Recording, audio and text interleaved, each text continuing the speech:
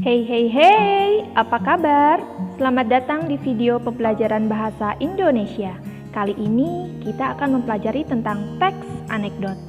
Sudah tahu belum apa itu teks anekdot? Kalau belum, yuk belajar. Eits, tunggu dulu. Sebelum memulai materi, kita simak baik-baik teks anekdot berikut ini.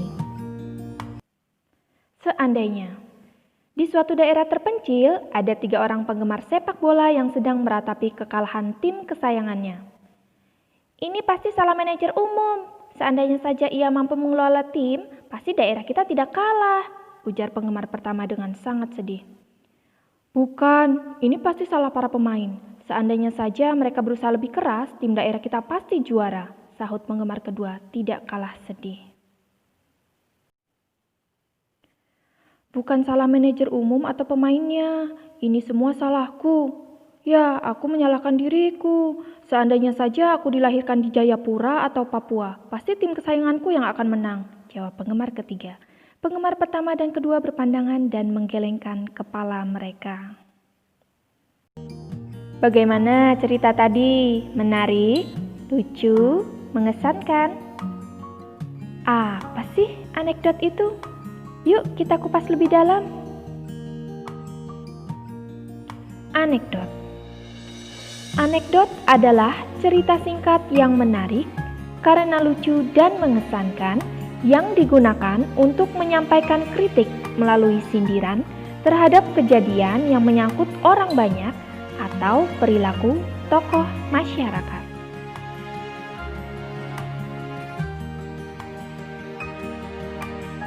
Ciri-ciri teks anekdot bersifat humor atau lelucon, artinya teks anekdot berisikan kisah-kisah lucu. Bersifat menggelitik, artinya akan membuat pembacanya merasa terhibur dengan kelucuan yang ada.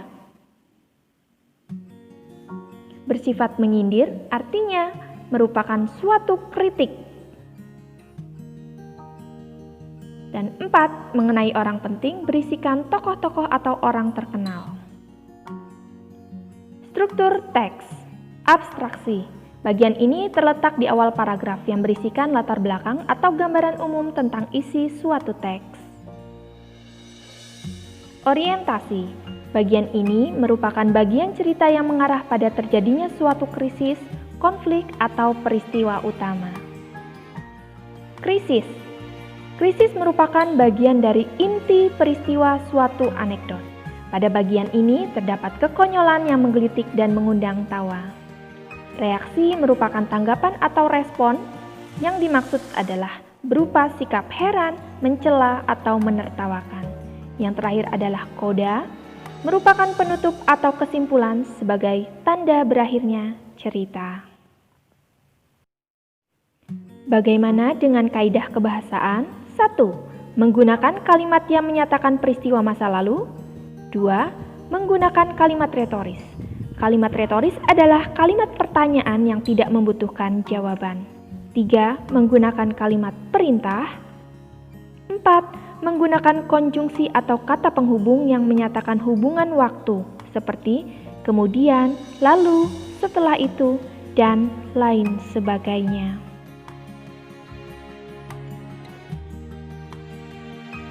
Nah, bagaimana? Sudah mulai paham? Oke, terima kasih sudah menyimak. Jumpa lagi di video pembelajaran saya berikutnya. Sampai jumpa.